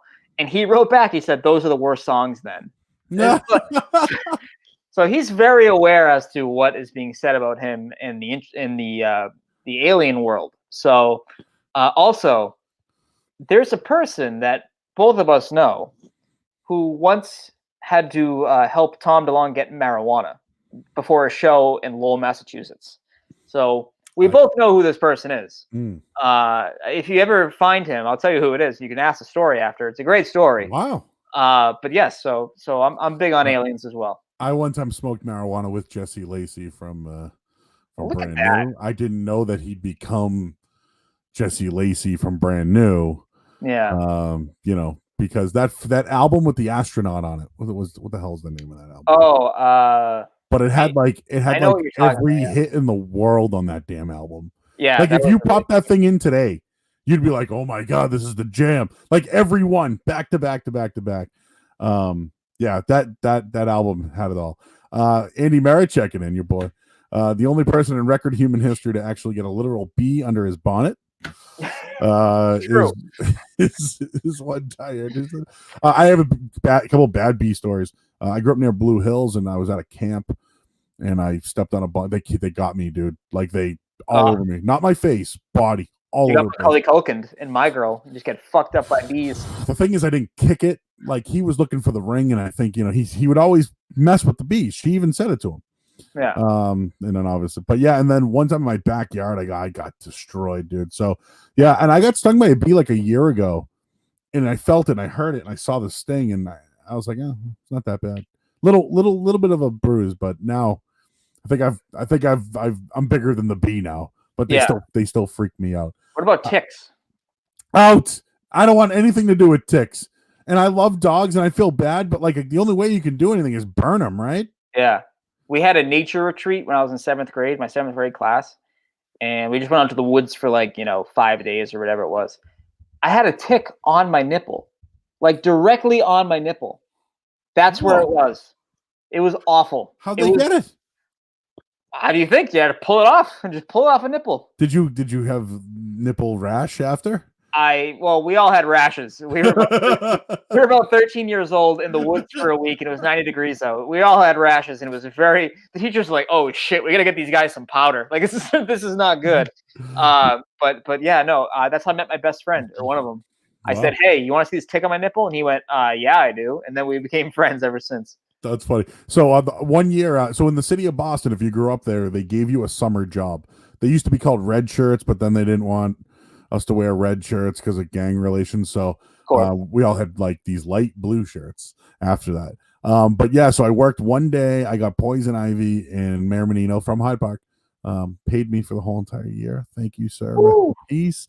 But that's when we were young in the city, they'd give us jobs and pay us weekly to do landscaping work.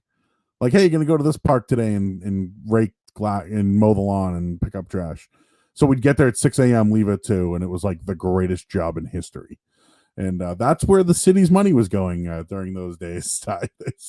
So they're paying for my drinking habit in high school. What are your thoughts on Zoom parties? Out. Don't like them. Too many people talking. Some idiot always has the volume not properly adjusted, and then they have an echoing effect, and then the camera's always on them, and I don't hear what the other person is saying. I do not care for them. How about yourself?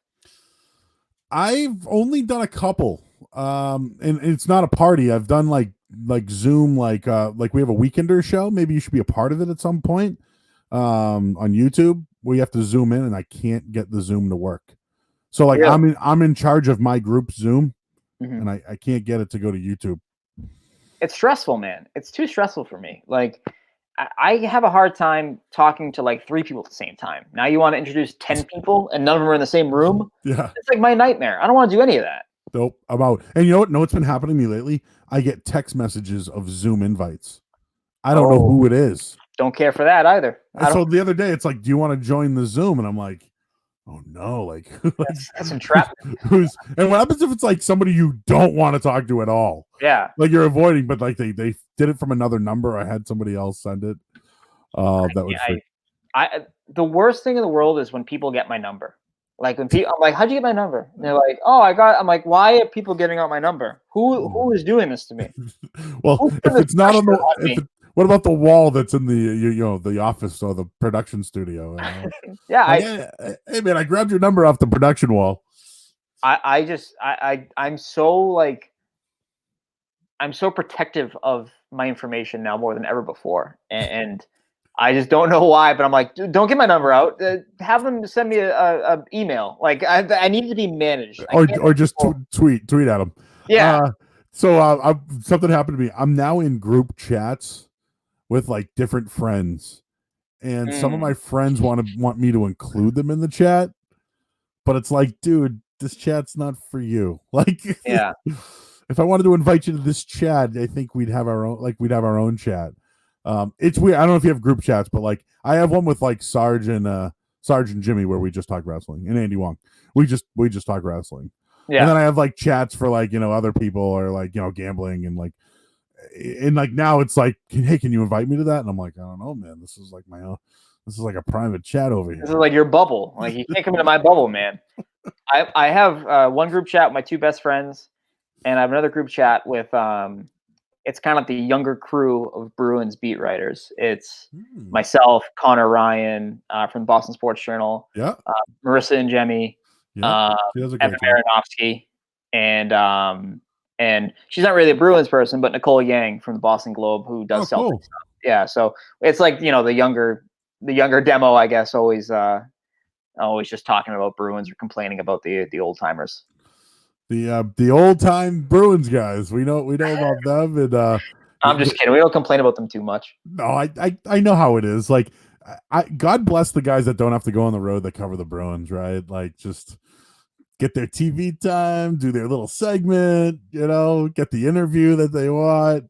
It's well, you'll get there someday, Ty. It's weird. I think that I mean, the beat is weird because there's been so many guys doing it for so long, right? That it's kind of a lot of the other beats in town have had turnover. You know what I mean? Like there've been new writers, new faces.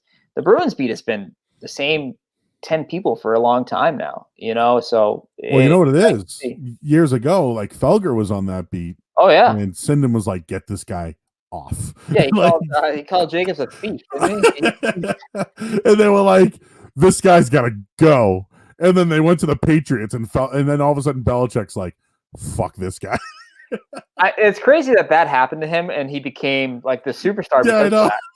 Jacobs they only have themselves to blame for making Mike Felger.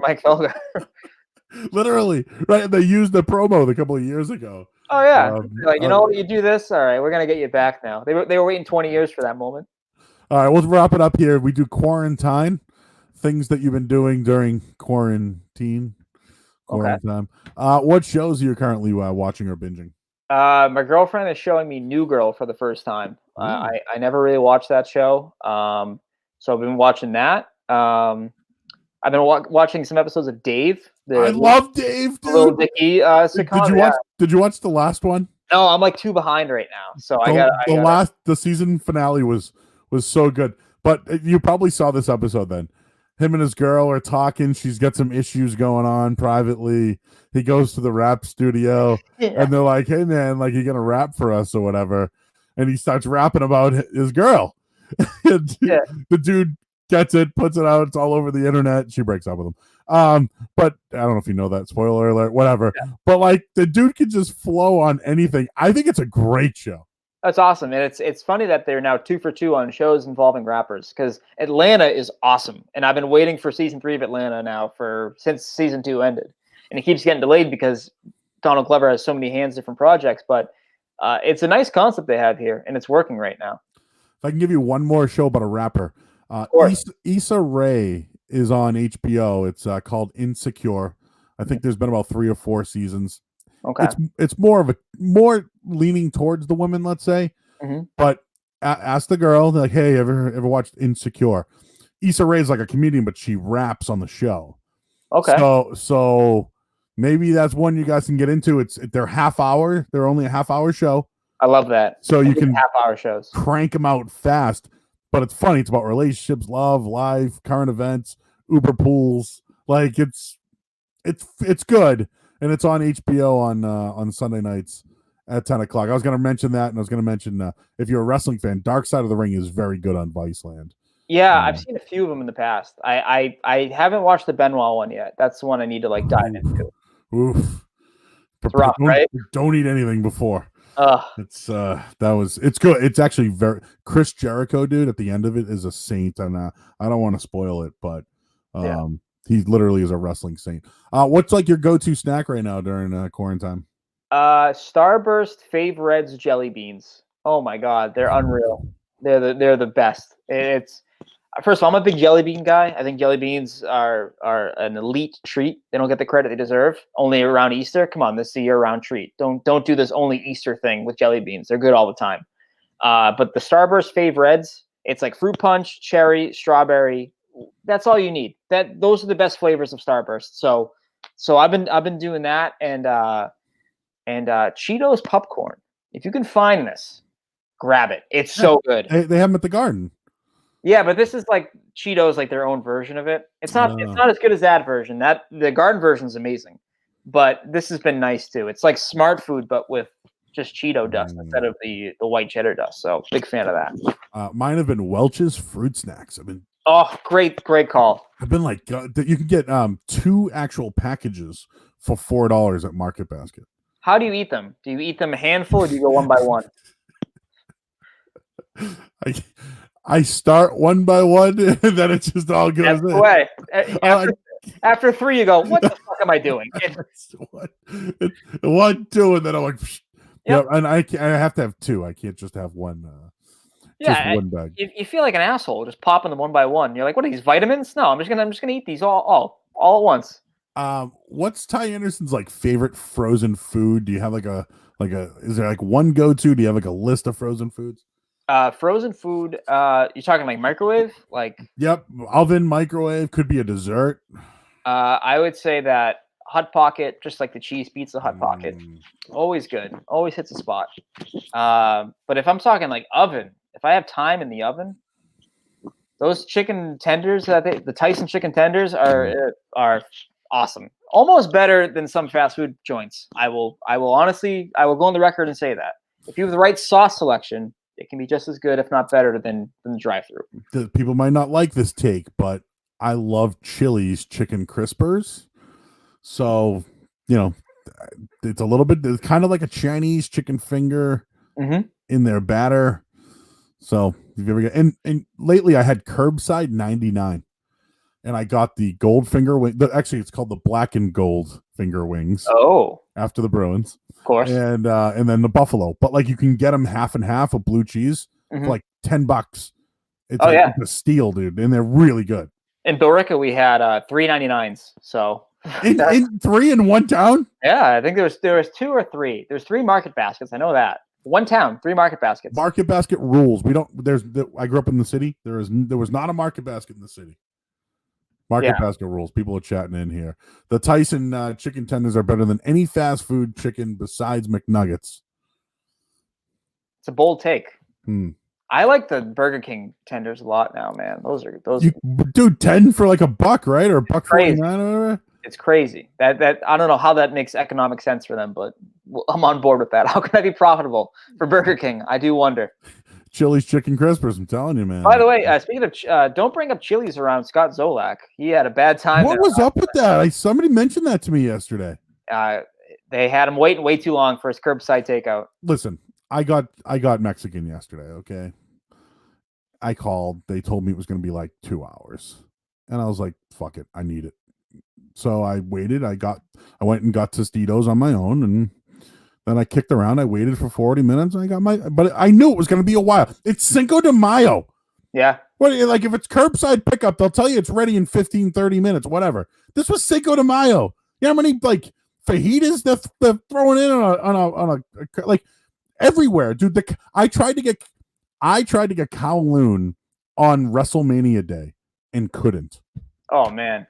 And I know a guy, okay? You know the guy. We just couldn't. He was back there slaving because there was a line wrapped around Route 1.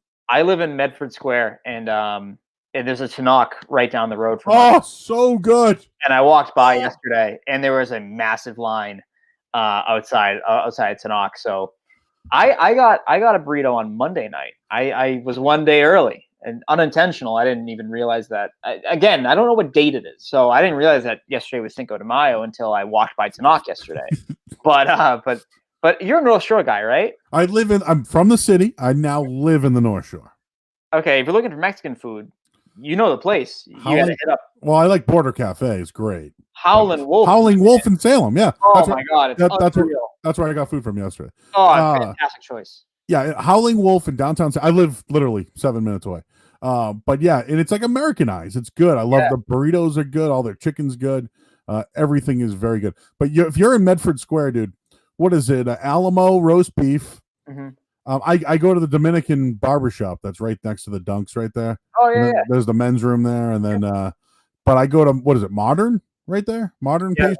Modern pastry. Yep. I go there. I go to Tanache, and then Bocelli's. Is that what's that pizza joint that's right there? There's Wellington's and there's GMP. There's like a few pizza places. Pinky's is really good if you ever get a chance. Yeah, but we used to order Pinky's at my old apartment all the time. And if Bob's Deli, people rave about Bob's. It's so good. If you get a chicken parm on a breaded roll, dude. That's the one. That could fill you up for like a week. I bought it. I was like, oh my God. I almost dropped it. I was like, this is one sandwich? Okay. There used to be a place called Tony by George, but it's gone. And then there's if you get a chance, Brazilian food if you like it, or Brazil Oasis. It's on the corner there. I think Bocelli's is across the pizza joint across the street. Yeah. Oh, there's so many. Medford. Oh, it's a good food hub. There's a lot of good choices, and you kind of run that Somerville line, so you get some of the Somerville restaurants as well. Yeah, like you can get Avellino's in there. Yep. Okay, I did this the other day, and I know I'm taking up time. I wanted a Sicilian pizza. The best Sicilian pizza, in my opinion, is Leone's on Broadway in Somerville. It is the best half-sheet Sicilian going in the area. But I didn't want to drive to Somerville from PBD. I was like, I'm not doing it. I tried a place down the street. It was very good. But sometimes, Ty, you just got to go to Old Faithful. Even if you got to, like, if you're in Medford and you want that Tenacious, you got to take the ride to Salem. You just got to do it, But the best Sicilian going, Leone's, and what is Lindell's Bakery if you get a chance to in Somerville. Yep. Oh, so good. Oh, absolutely. My favorite bakery, and this is venturing into the city, but I'm a Bova's guy. I'm not a modern. 24 hours a day, baby. Oh, it's beautiful. You go in there at like 1 a.m. and get one of like the little chicken parm calzones. It's heaven. It's heaven wrapped in a calzone. Love it. One more recommendation. There's a place called Lambert's. There's actually one in Dorchester and Morrissey Boulevard. I go to the one in Norwood, though, on the way to the stadium. They have these calzones, man. Buffalo chicken. They have pepperoni calzones. They have chicken parm, meatball calzone. Oh, I'm starving right now. I'm literally very hungry right now. Last thing. What will you remember most about quarantine? How much I grew to miss things I previously hated. Like, I'll sit in traffic right now if you give me the opportunity. I'll just do it. 93 South in the tunnel for an hour. Yeah, because you know what? I'll have the windows down. I'll be like, oh, the sun is out, and I can enjoy it. I'm not going to complain about things that I normally complain about for at least, I don't know, 3 weeks. I'll give you 3 weeks, and then after that, I'll be like, fuck 93 South. Why we build a station here? This is stupid. So. I can't take the dishes anymore, man. Like, oh my God, I don't know how they pile up, dude. They just pile like where I just did these. How come they're there again? Like, it just did. A lot of divorces and breakups about dishes and what have you. I didn't realize how much food we just go through being at home. Yeah, like I'm like $200 a week, 2 people, and you're not a big person. Like, no, I bet we're out of soda already. What happened? I gave up coffee. Well, I'm a snob, so I go to Starbucks. And they closed the Starbucks near my way. Did they really? And so I 45 days without a coffee. I'm very much a Red Bull fiend. I do Red Bulls and I don't drink coffee of any sort. And that's been hard because I I usually get them at CVS next door, but now you need to wear a mask to go into CVS. I feel weird walking in and just buying candy and snacks and be like, hey, I know you guys are open for people that are sick, but here's my candy and snacks. So I feel weird doing that every day. So I've been buying like 2 or 3 at a time now, just keep them in my fridge. But then I blast through them in a day, and I'm like, oh, well, that's dumb. Well, he's Ty Anderson. He's from 98.5 The Sports Hub. Let me put your banner back up here so everyone can follow you. _@ Ty Anderson. Well, @_ Ty Anderson. Yeah, it's something like that. If you get the wrong one, that's okay with me too. I don't want to get yelled at. He's got the Have Heart shirt on today, representing the band. Representing Boston hardcore, man. Star Wars in the background. We got all three. We got all 3 originals in here. And the other side of the room, we got the Avengers, Infinity War and Endgame posters too. There you go. And he's still writing over at 98.5thesportshub.com. People are asking me when I started drinking Starbucks. A bullshit, Ty. We'll be live tweeting his 2-hour trip on the expressway after 3 days of normal tops. I got the draft saved and everything. That's it. All right, here's Ty. An hour and 45 minutes. I hope I didn't pull you away from anything that you really had to do or anything. What do I have to do? There's nothing going on right now. I got to transcribe some press conferences or some conference calls, but that's it. And now you get to watch Felger and Mass. That's right. Yeah. I get a lot of mute in the background right now, so it feels weird. It feels like we're all hanging out together. It's a Zoom conference. I don't want to do this. All right, he's Ty Anderson, 98.5 The Sports Hub. It's been fun, Ty. I appreciate the time today. It was good catching up with you. I will have all of this on Spotify, YouTube, and iTunes. So when you go for that big job interview, you be like, dude, I was on that Just Sitting Here podcast with Joe Murray. Here's everything you need to know about me. I can do that. Really? I don't want to do that. I like being here. I don't want to have a job interview. You want to stay here forever. I agree. Me too. I'm going on 8 years now. Hopefully can, if I can get the 10, dude, maybe they'll give me a plaque. Listen, if it comes down to it and it's me and you coming in after Jones and doing it till 2 or 3 in the morning, let's do it. Let's do it. Hey, is anybody listening out there? Yeah, wow, we'll a night show? This would be great.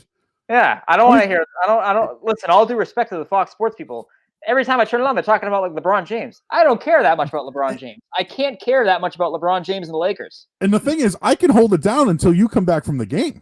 So like, you know, and you can stop at Bova's, like you can get some calzones, make it a party. We could literally have a party at night on 98.5 The Sports Hub. I don't know who's out there listening, but like, let's get this shit done. Let's do it. Let's do it. The after hours on 98.5 The Sports Hub. All right, Ty, appreciate it, man. Thank you so much. Stay safe, enjoy quarantine, and we'll be reading you on 98.5 The Sports Hub. Awesome. Thanks, man. All right, he's Ty Anderson. I'm Joe Murray. I'm getting out of here. 2 hours, an hour and 47 minutes. That was fun. Ty's a good dude, and you get to learn more about the guys at the station more than just reading them on a website or what they say on Twitter. So that was fun today. So tomorrow we have Adam Kaufman. I can't wait to get into the life of Adam Kaufman tomorrow. That should be fun. So that's really it for me. Our big thanks to Ty Anderson today and everyone who checked in. I'm glad everyone had fun. By the way, I'll answer that question about Starbucks. I love Dunks. The Dunks food is awesome. I needed a buzz. I'm a big dude. I can't be drinking Red Bulls and shit. You know what I mean? Like, it gets my heart rate up. And so I one day was like, just started drinking iced coffee, and it gave me a buzz. So that's kind of how it happened. Now I haven't drank it, so I've been sleeping better. I feel better, and the it's been good. I mean, I want a coffee. I want a soda. I haven't had soda or a coffee. So when things get back to normal, whenever that is, I don't know if there'll ever be a normal again. But who knows? Who knows what the vices will be going. Oh, yeah, it's definitely stronger than Dunks, Mike. How you doing, Mike? Mike, yesterday one of the topics on the show was gender reveals. And I think Mike did a gender reveal recently of hitting a baseball bat. Well, Diet Coke's not soda. It's diet. Anyways, so gender reveals. He did one. But the gender reveal I saw recently was the Buffalo Bills.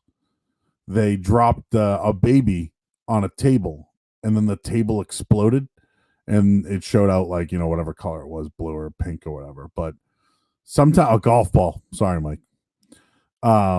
But what are gender reveals? I don't know. I don't know if I'm in on them. I don't know. I don't know if that's my thing. You know, like you want to hit a pinata and see what comes out of it.